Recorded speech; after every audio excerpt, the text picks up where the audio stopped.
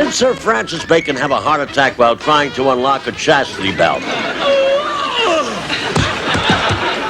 Did Clark Gable have bad breath? Did Raquel Welch have silicone shots? Find out the answers to these and other important questions right now on That Awful Quiz Show. And now, ladies and gentlemen, and those of you who are still undecided, from Hollywood, the town where Carol Burnett won an almost $1 million judgment against the National Enquirer. Here are your hosts, John and Greg Rice.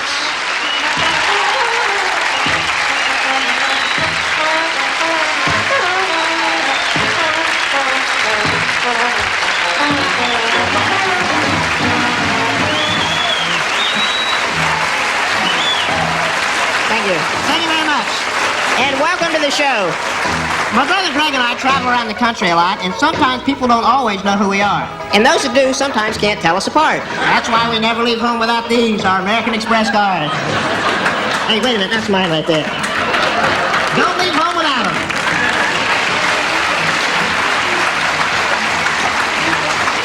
We've got a terrific show for you tonight with some wonderful guests. We'll be right back to meet the world's female Frisbee champion and the president of the Flat Earth Society. And I guarantee you'll have no trouble telling them apart. We'll be right back.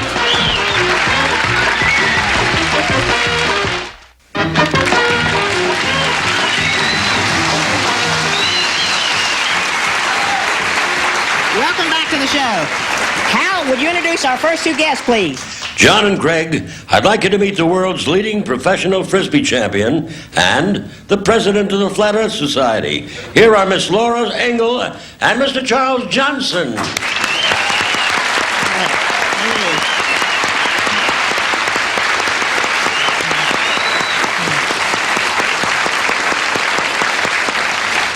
Welcome to the show, both of you. Thank Mr. you. Johnson, do you mind if I call you Charles? Perfectly all right. Laura, do you mind if I call you tomorrow?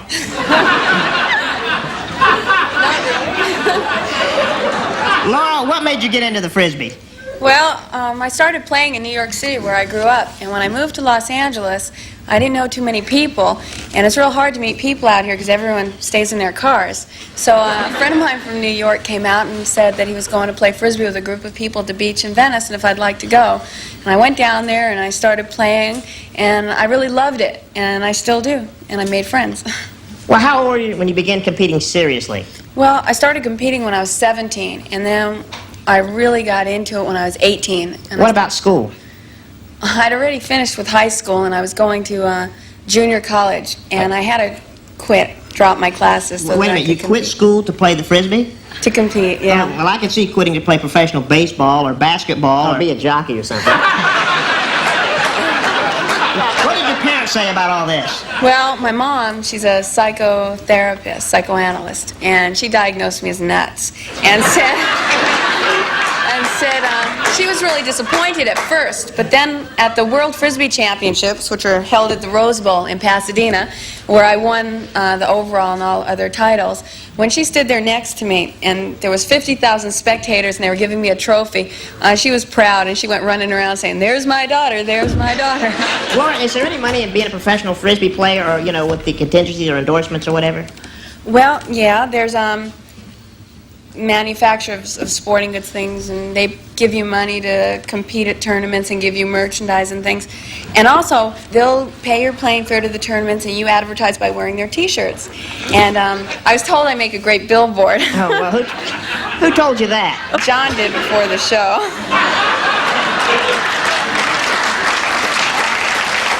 Other than my brother, has anybody like Playboy or any of those magazines ever offered you money not to wear a T-shirt? Someone called me who said they were from Playboy and asked me if I would pose in their magazine without anything on, and I'm a little shy, so I didn't want to do that. But he called back a few times and kept calling, so finally I said, well, I'll do one semi-nude for about $50,000, and he never called back. 20, So. 40, 60.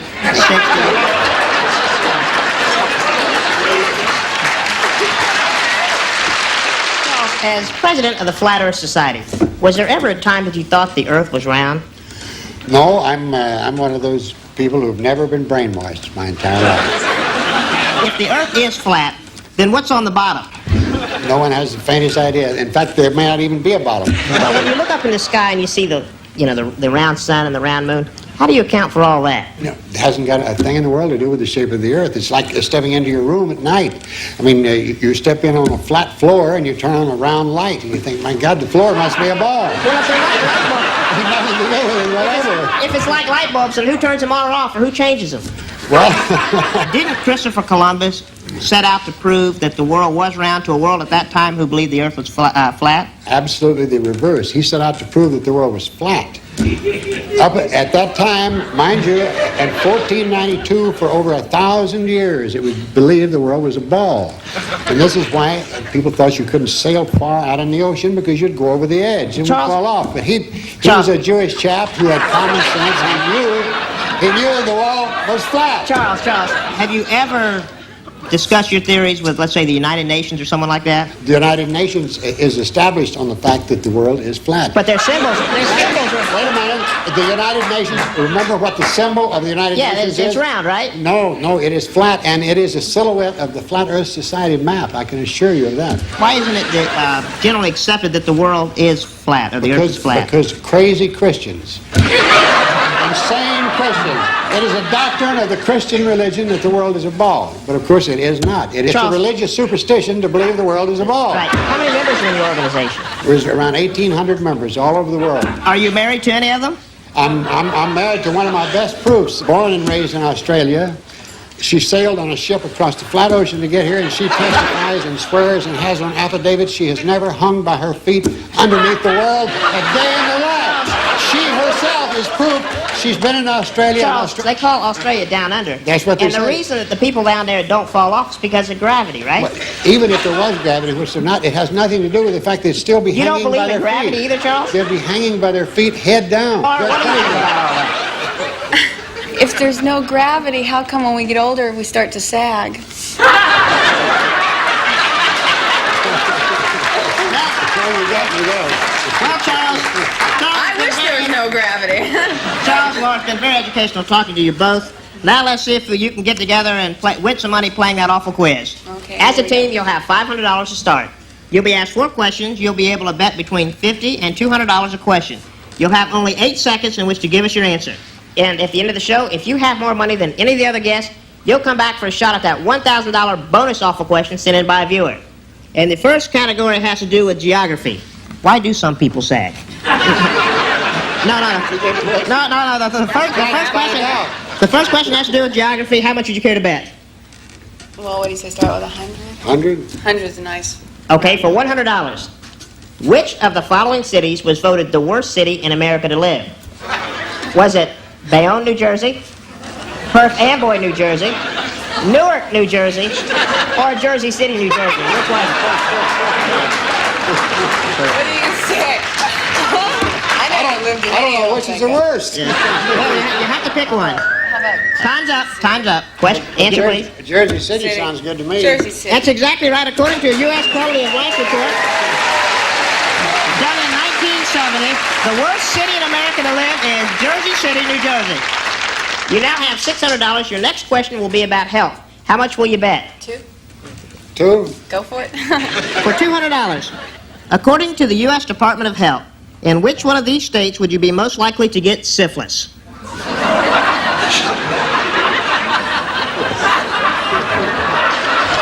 I don't write them, I just read them.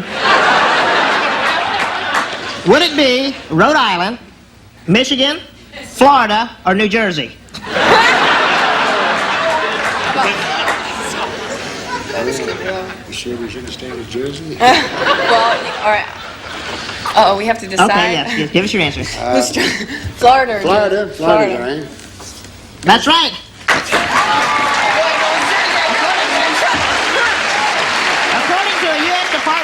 According to the U.S. Department of Health report, it said you'd be most likely to get syphilis in Florida, the home of Anita Bryant. You now have $800, and your next category is movie stars. How much will you bet? The limit's 2? Limit's $200. What does it say, 2? 2. Okay. Great, for $200, which one of the following stars admits to having had silicone shots? Was it Raquel Welch, Jill St. John, Anne Margaret, or Jim Neighbors? Maybe. high notes. Who was it? Jill St. John, Anne Margaret. Jill St. John, maybe? I don't know. Okay. I'd say Jill. Time's up. Oh, he Anne said Anne Margaret. Margaret. Okay. Anne Margaret, that's exactly correct. During a performance in Lake Tahoe. During a performance in Lake Tahoe, Anne Margaret suffered a serious fall, and she had to have facial reconstructive surgery, which required silicone. Oh. You have $1,000. True. This is your last category. Your last category has to do with screen lovers. How much will you bet on your last question? 200. 200. Seems to be For $200. Clark Gable was the king in Hollywood. But one of the stars who played opposite him said he had bad breath. Who was that lucky star? Was it Vivian Lee in Gone with the Wind? Was it Ava Gardner in Magambo? Spencer Tracy in San Francisco? Or Marilyn Monroe in The Misfits? Who was it? Yeah, but I'm not sure. I think maybe it's me. She was playing. She played in line. Okay. Who was it? You want to go with Vivian Lee? Okay. Time's up. We'll go with Vivian Lee. That's right. It was Vivian Lee. In her autobiography, she said she didn't like to do love scenes with Clark because he wore dentures. And evidently, Clark didn't drop him in Polidin every night. And Clark said, frankly, my dear, I don't give a damn. All right, Charles, you've ended up with $1,200. You may have a chance to come back at the end of the show for a shot at that $1,000 awful bonus question if you have the most money. So thanks for being here. You've been a delight. In the meantime, thank you. We'll be right back with more of that awful quiz show.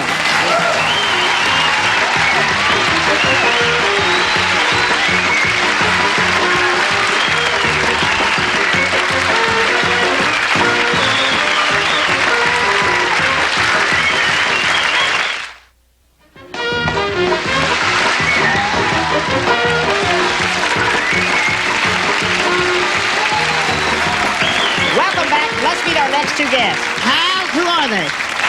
Gentlemen, here are a professional laugher and a one-man band. Say hello to Ann Shala and Dick Winslow.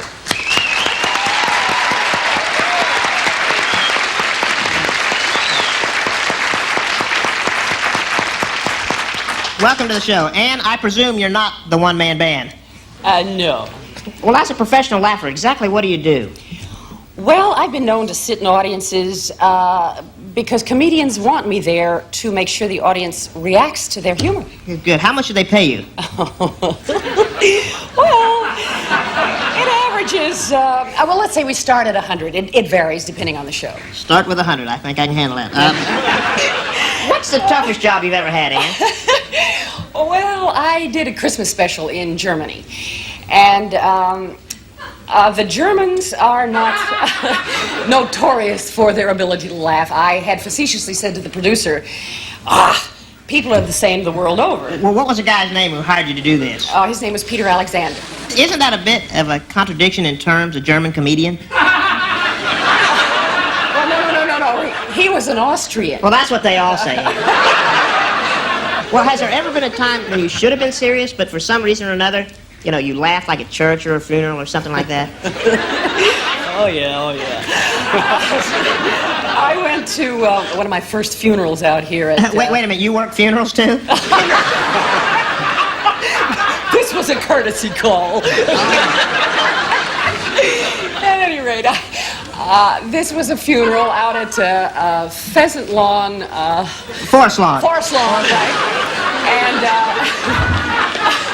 Ray Bolger was the MC, and... no, the eulogizer. And the guy next to me, he said to me, I'd like to introduce myself to you. My name is Fido. Of course, my next question was, and what's your dog's name? Dick, Yes. what inspired you to become a one-man band? What inspired me? Right.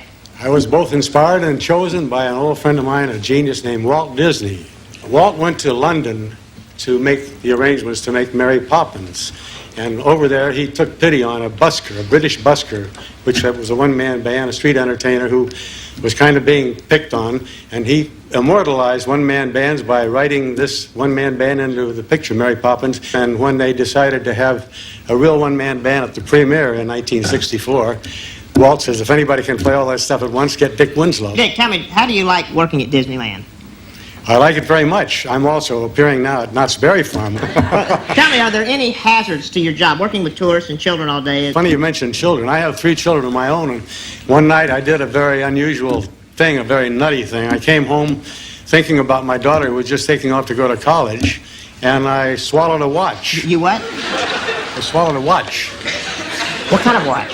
A Mickey Mouse watch. What else? Didn't have a strap on it, but I kept on the kitchen sink where I could look at it very often. One night I came home thinking about my daughter, and there were a bunch of pills in little cups there. My wife's a nutritionist, so I gulped down these pills. And you're into watches, right? Well, I gulped down these pills. I pride myself on taking them without water, and I gulped them down, and something seemed to stick right here. What happened then? Well, I went to a nearest emergency hospital, and they said, drink a lot of water and go to bed. I couldn't sleep. I bought a trampoline, bounced up and down for a few weeks. I lost... Is this it right here? That's it in the x-ray. Gee, look, it looks about like half past your kidney there. What kind of wine do you drink with watches, Dick? It's a big joke right now, but believe me, it could have been very serious. Let me ask you this. How did you ever pass the time that day?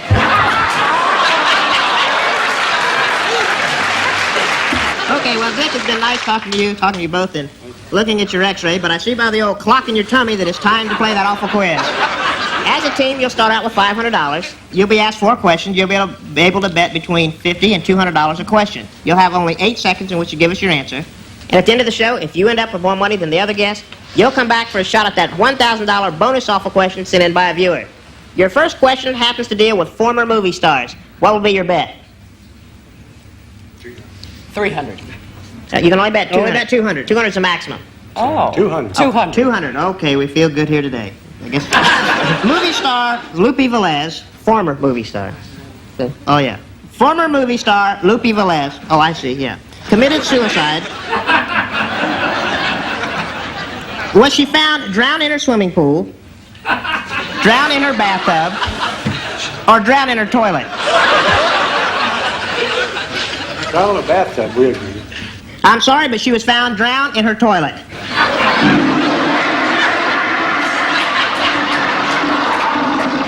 Took the plunge, huh? According to a book called The world's a comedian. Dick, and according to a book called Hollywood Babylon, she had taken an overdose of pills along with a Mexican dinner. She got sick, went in the bathroom, and passed out while leaning over the toilet. It's called Roto-Rooter Revenge. You've now got $300. Your next category is about famous people's love lives. How much will you bet? Go for 200. Right? 200. For $200, in a recent issue of a paper called The Hollywood Star News, one of the following 4 famous people was not called bisexual. Was it... Sorry about this one, Dick. Was it Walt Disney? Was it Elvis Presley? Was it Bella Abzug? Or was it Marlon Brando? Who was it? Oh, my. No. Marlon Brando. I'm sorry, but it was Bella Abzug who was not on their list. Walt Disney? Who would say something like that about Walt Disney? Whoever would say something like that about Walt would have to be some queer duck. Okay, and Dick, you now have $100, and your next question has to do with inventors. How much you care to bet? With what? Inventors. How much would you care to bet? You have $100 left. Go for Oh, how many more questions do You you have 2 more questions. How about 50? You Republicans all alike. For $50, how did English inventor Sir Francis Bacon meet his maker? Was he killed in an explosion trying to invent a flushing toilet? Did he die trying to stuff snowballs in a chicken? Or did he have a heart attack trying to unlock a chastity belt? Or did he move to New Jersey? It's worth 50 to find out about the last one. The last one. And Dick, I'm sorry, but you're $50 poor. He died stuffing snowballs in a chicken. Now that's some queer duck.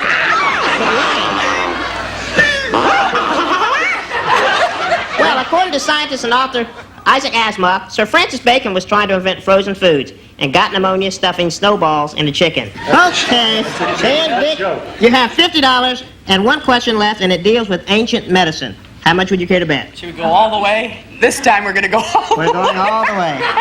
That's what I like to hear. That's what I like to hear. For $50, Dick, this might be right up your alley. Up my alley, huh? According to the Book of Facts, in ancient Greece, dentists prescribed one of the following as a sure cure for the toothache. Did they tell their patients to stick a carrot in your ear, stuff an olive up your nose, or stuck a mouse in your mouth? Which was it? Olive up your nose. I'm sorry, but they told their patients to stuff a mouse in their mouth. Dick, you must have noticed You when gave me a clue, you must have noticed when you swallowed Mickey that you didn't have a toothache. And Dick, I got a headache now with that record. and Dick, you didn't end up with any money, but you did end up with a lot of valuable information. We want to thank you so much for being on the show and playing that awful quiz. And we do have a consolation prize for you, some pills and a Mexican dinner. That's right. So thanks for being here, and we'll be right back right after this.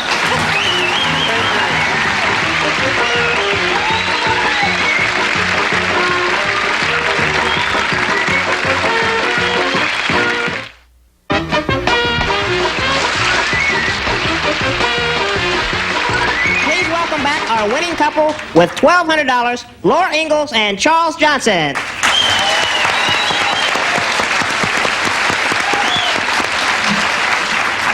Besides the $1,000 bonus, what else can they win, Hal? John and Greg, if they answer the bonus awful question correctly, they'll also win an all-expense-paid vacation to Puerto Vallarta. They'll fly first class on Mexicana Airlines and spend 10 days at the lush Hotel Camino Real. This question was sent in by B. Arnold of Jersey City, New Jersey. You don't believe me? Poor guy. You do. For $1,000 and the trip, good luck. When David Beagleman, current president of MGM, was president of Columbia Pictures, how much did he plead no contest to stealing? Was it $30,000, $60,000, or $120,000? Which was it? This is such big money. Well, seeing as how the movie business is such big money, we'll say 120,000. I'm sorry, but according to the Wall Street Journal, Beagleman pleaded no contest to stealing $60,000. Wish he was a bigger crook. Well, you didn't end up with a biggie, but you do end up with $1,200. We've enjoyed having you on the show. You've both been great guests. Thank you so much, and good luck. And remember, folks, Thank you. that when going down the road of life, just try to look at the bright side of things. If you ever have a flat tire, just be thankful that 3 of them stayed up. Thanks, and we'll see you later. Thank you. If you would like to have a question asked on that awful quiz show, send that question plus a source verifying it to that awful quiz show, 915 North La Brea, Hollywood, California, 90038. If we use your question on the air, we'll send you $25 plus an awful t-shirt.